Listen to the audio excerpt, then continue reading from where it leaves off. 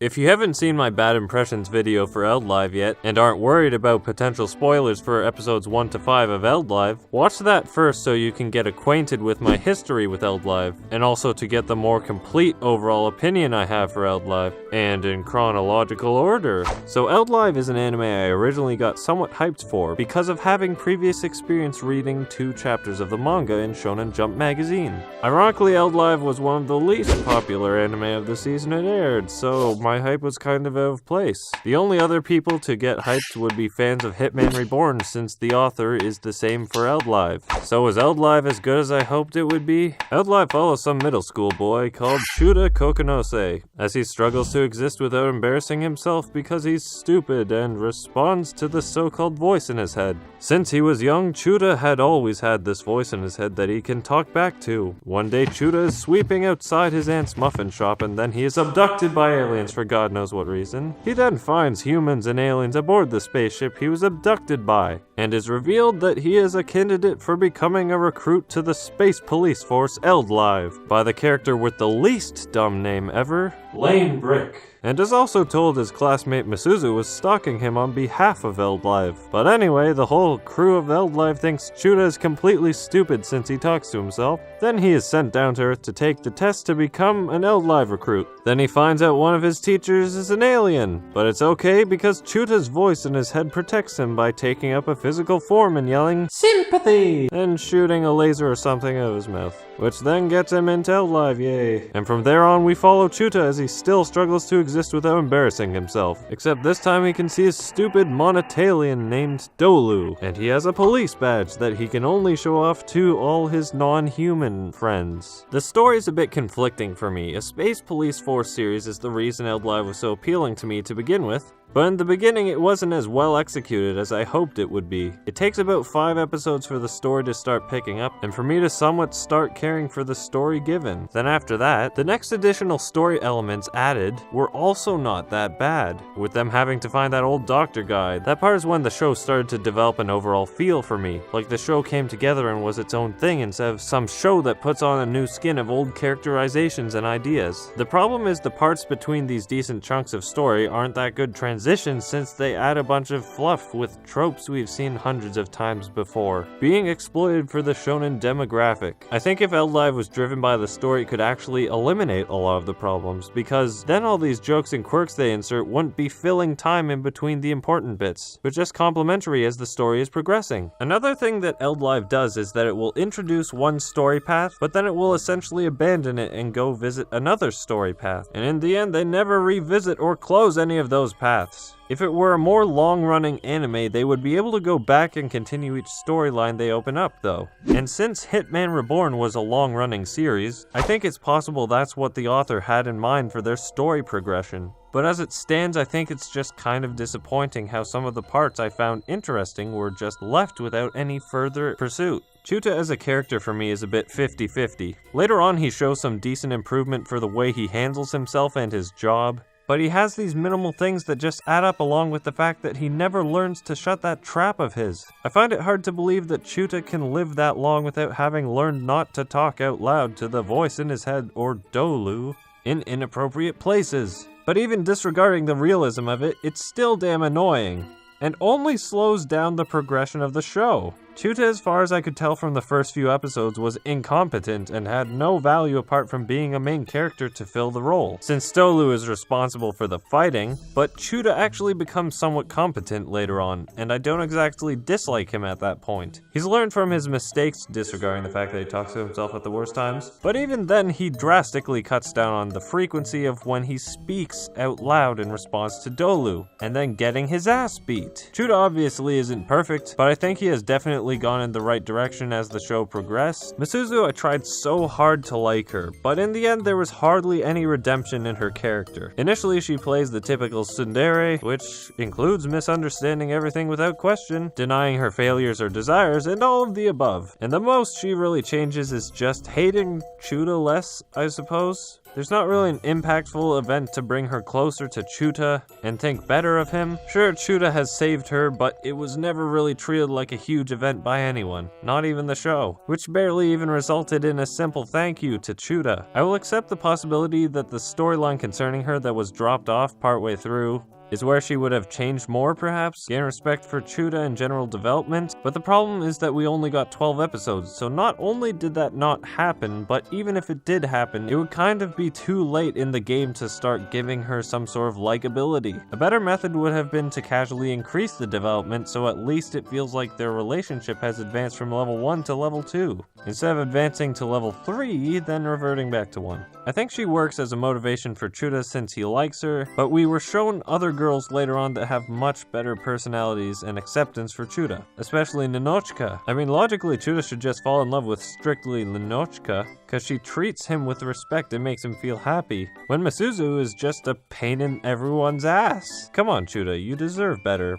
Even though you don't, because you don't shut the hell up! Speaking of characters that need to shut the hell up, Dolu can burn in the depths of hell. In the beginning, he is noisy and distracting to the show, Chuta, and hell, even you when you're watching. He puts Chuta in bad situations quite a bit just from prompting Chuta to speak at bad times on its own. The more enjoyable parts of the show were when there were more serious moments when Dolu was being silent. If that doesn't say anything about Dolu, then I don't know what does. Yeah, it's a cheap value of entertainment that I consider just devaluing the show because it intrudes with any sort of progression. He's like a rip-off Migi from Parasite, but Migi provides a much better value to Parasite than just putting the main character in destructive situations. Dolu isn't quite as bad later on since the story picks up more, but at no point did I think to myself, I like Dolu. Veronica and Ninochka come in about halfway through the series. Well, actually they're in the first episode's few minutes technically, but they aren't introduced as characters until halfway-ish. But anyway, I think both of them, along with basically every other new character introduced, is better than most of the characters we have at that point in time that they are introduced. Veronica is kinda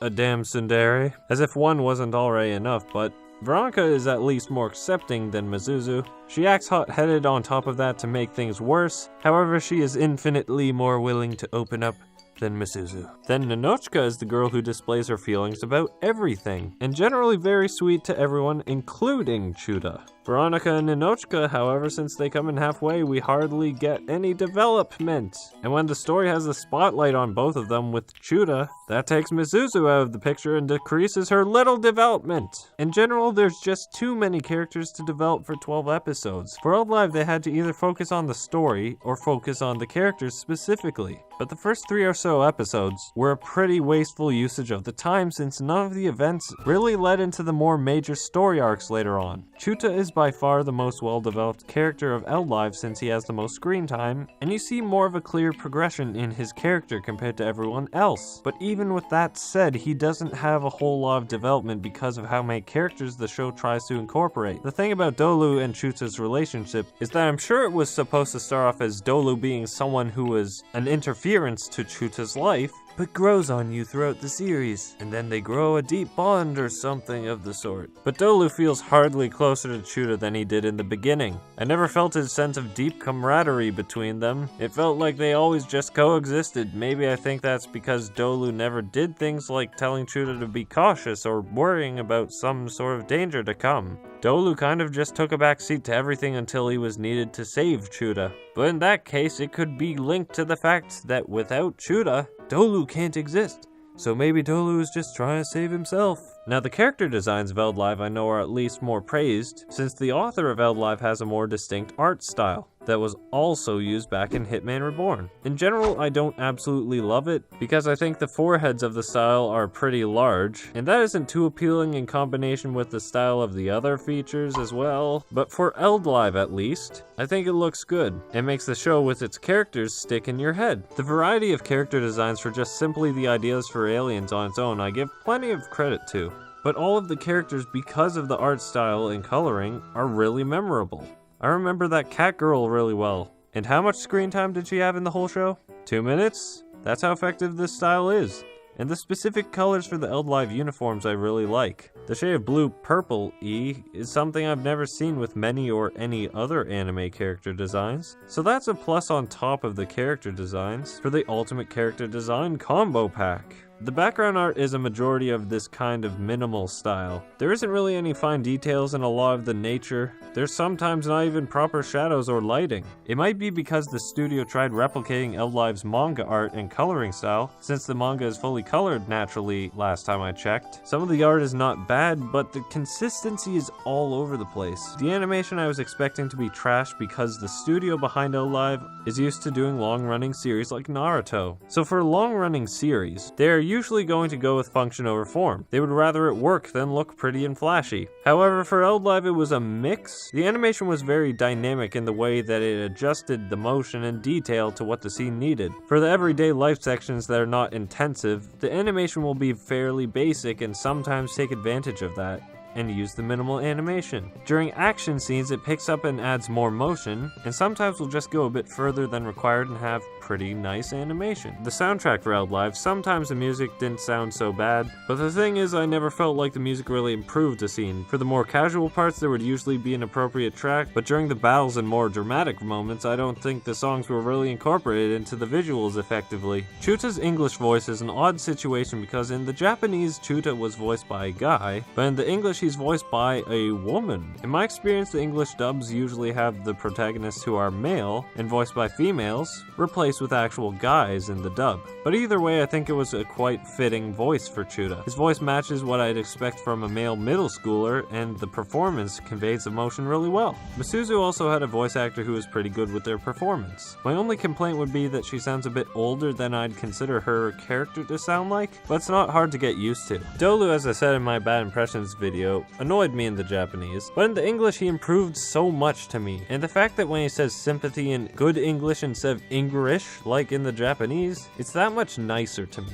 Dolu sounds funnier in the dub to me even if he isn't that funny to begin with, and it's also less cluttered in the dub because Dolu usually interjects between speaking and it's just jumbled with all the other characters speaking. With the dub it's more comprehensible. The only other noticeable issues I see with the dub is how Lane just sounds a bit too deep, but otherwise he's bang on for Lane's personality. The opening theme is surprisingly one of elDLIVE's stronger points. It covers the major essentials like giving the viewer a fairly clear idea of what the show is about. You can see how Chuta is all lonely in the beginning the same way he is in the actual show. Then it transitions to Chuta all dressed up for action. You see the wide cast of characters you meet along the way. It hints at future plot points, shows plenty of action in each main character's fighting abilities briefly. It gives the viewer a good picture of how the show will be. However, if there was something the opening failed at, it's following through with the actual show, since half of the show is just Chuta getting beaten up, with misunderstandings or being depreciated by other characters with a bit of action here and there. Not quite as action-packed as the opening, and the storylines hinted that I mentioned loses points since those parts are completely dropped off and also have not followed through. That doesn't mean the opening is any less good because of that though, it just means the show is much more of a disappointment. And finally the song, it's good.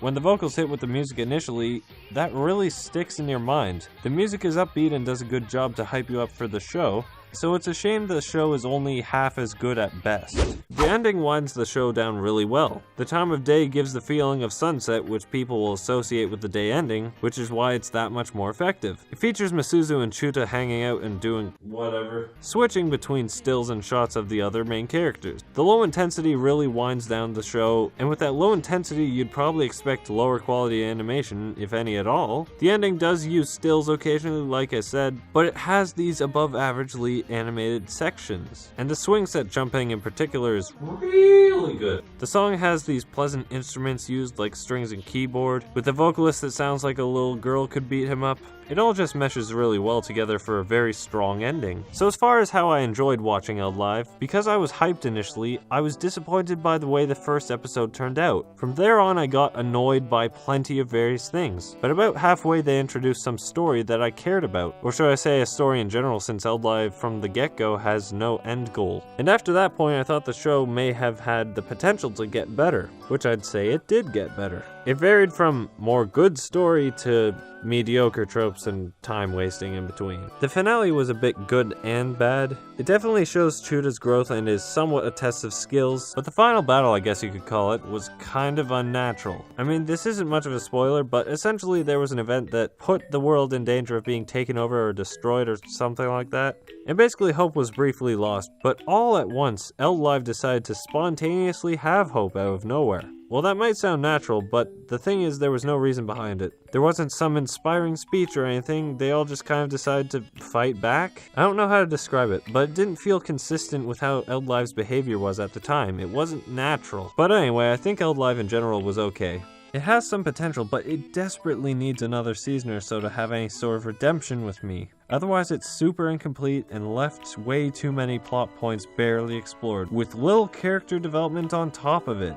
The studio really bit off more than they could chew by trying to have a good adaptation of ēlDLIVE in 12 episodes. Because I'd rather end on a positive note, let's go over what I think didn't work, and the annoying parts of ēlDLIVE. The cliches in ēlDLIVE are really, well, cliché. They use an abundance of them, and somehow it has a fair share of panty shots? Every time they use a cliche that has been done to death, it makes the show feel generic, and it blends in with the other shows that share similar aspects. So for example, every time they have a panty shot, the lack of innovation makes me wonder, what makes this show worth watching again? And the cliches are super predictable. You see Chuda fall within a 10-foot radius of a female, and you know some sort of misunderstanding will probably happen. Or Masuza will get pissed at Chuda for making any minor mistake or failure. Why was I watching the show again? Some things in ēlDLIVE are done for the sake of making the show have more of an effect on you when they are forcing the perspective blatantly, or simply unjustified. Like for example, the constant flashbacks in the first 4-ish episodes, how it was trying to give some sort of build-up.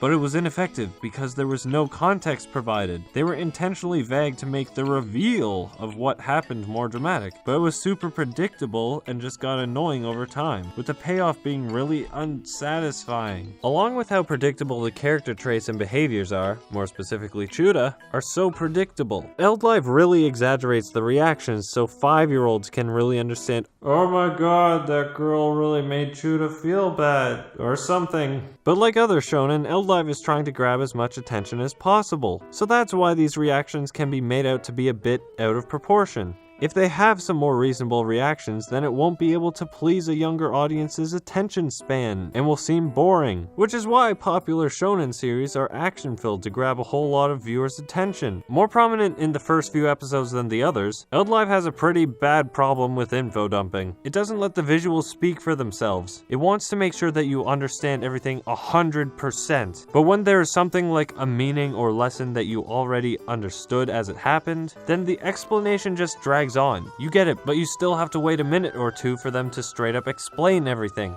And the show would be complete garbage if in the beginning they explained nothing outright. So they heavily implemented info dumping at the start. Hell, Dolu even blatantly told Chuda, "You have to believe in me for me to exist," or something. I mean, come on, that's supposed to be some sort of subtle thing that either the viewer finds out on their own, or something Chuda needs to realize himself to make that type of dynamic have more weight to it. I mean, if he genuinely didn't want Dolu on his body in the beginning, why didn't he just not believe in him? The problem solved. And that type of thing sounds stupid itself, because if someone says, "Believe in me, otherwise I don't exist," then I don't know how you wouldn't be able to instantly believe in him and have him exist. So that means the show is just trying to artificially raise tension, I guess. I actually forgot already if it was believing in Chuda's self or believing in Dolu, but I guess the fact that I forgot tells you how much impact that element of the show has on me. But even after that, in episode 7 when the fight between Chuda and the possessed Ninochka are fighting, afterwards you have Chuda and Dolu talking back and forth about obvious stuff. "I believe in you. The reasons you defended Sonoka without any reasons is because you like her, blah blah." It just drags out the show and reduces the overall quality. Like I mentioned in my bad impressions video of ēlDLIVE, what are Dolu's powers? I call them convenience powers since they adapt to whatever the situation needs. And this falls under the unjustified ass pull portion of the exaggeration for more effect point I made. They don't tell us the powers Dolu has that I can remember, and Dolu will always have the correct power required for the situation. So my most major problem with this type of power is how, if the specifics of the power were disclosed to us, then no matter the fight, we would probably just be thinking, oh, no worries, Dolu just needs to use sympathy, and we're good. But even without disclosure, we can pretty much already tell ourselves that because it's basically what happens all the time. The other problems there are with the power is even if it was disclosed that whatever Chuda visualizes is realized or whatever, then where is the entertainment in the battles? If we are guaranteed a clear victory from the start, then what makes the battles intense or close? Which is why his powers are left in the dark, because we don't know what his powers are. So once again, they are adding more impact just from not informing us. But in the case where his power isn't 100% guaranteed victory, then that would help to know. Because we don't know the limits, we don't have any idea of what we should and shouldn't find intimidating in enemies. It's just unexpected when it does happen to be difficult for Chuda in battles. But because you never had any anticipation for the enemy to be strong in the first place, it isn't as genuinely effective as it could have been set up to be.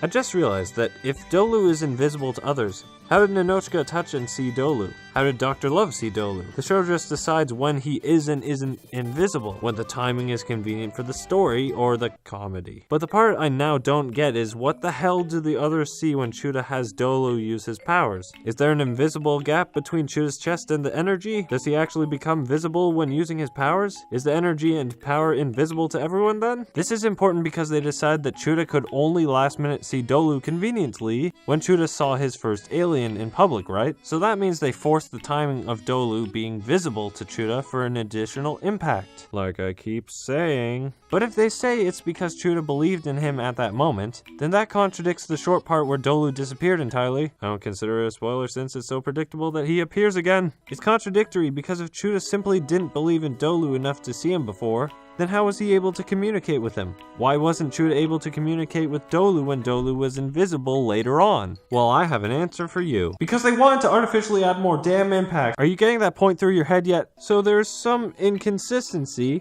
between those scenes. But in both of those cases, they were inconsistent for the sake of trying to add artificial impact. So checkmate, elDLIVE. I frickin' got you! So I think I've covered the major points on where I think elDLIVE fails or is annoying. So where did elDLIVE succeed and what worked? For one thing, the newer characters that got introduced I think are pretty decent. Dr. Love on his own I actually kind of liked. He falls under the weird deadpan guy character type, but he doesn't feel all that forced like you might expect. When he comes into the picture, he adds some valuable resources with his knowledge of many things including monotalians. And I think he was actually funny. Even the kind of forced parts when he asks to see the girls naked was somehow half decent with the presentation of the gag. The one thing that holds the anime together for me and prevents it from crumbling into a complete disaster is the plot elements that I've mentioned. We get about 3 or 4 good ones that start from episode 4, I think. There is definitely potential for them to be genuinely good, and what we did get I thought was good. But as I've mentioned before, every story arc that gets its initiation has no follow through and never reaches completion. And that is all it took to prevent me from completely hating elDLIVE, because during those moments, Dolu shuts his trap, which is 5 problems solved with that alone, and they are focusing on the story so we don't have an arc of random mission filling time or panty shots and cliches. That is also when the show stops treating the audience like it's generally 5 years old. To me, those story sections are what I call most of where the good stuff is at. So if you are looking for a series that is animated wisely, story and characters created by Akira Amano, a dub that is fairly well-rounded, some decent story sections permitting you are willing to wait, then elDLIVE might be of interest. But if you want a show that is very story-driven and focused, a well-rounded cast of characters, well-developed characters, a show with plenty of action, a show with a different kind of action than what elDLIVE gives, if you find Dolu an annoyance, if you want the background artwork to be hyper-realistic 100% of the time, doesn't overuse cliches and is very original, doesn't infodump and blatantly tell you everything, doesn't artificially inflate impact by producing plot holes and forcing a certain perspective, has characters with bad or generic personalities. If you hate Dolu, or you hate Dolu, then elDLIVE you might want to consider burning with fire should you watch it. At the time of this video, elDLIVE is licensed by Funimation. You can officially watch it on Funimation dubbed and subbed on Crunchyroll. So does elDLIVE appeal to you at all? Is elDLIVE a magnum opus of awful anime? Is there something you thought ēlDLIVE did right that I didn't mention? Or am I wrong about ēlDLIVE and it's the greatest anime ever? If you like this video and want to see more like it, check out my other reviews. If you want to see my videos as they are released, then feel free to subscribe. But after that, in episode 7, when the fight between I'm gonna shoot him myself.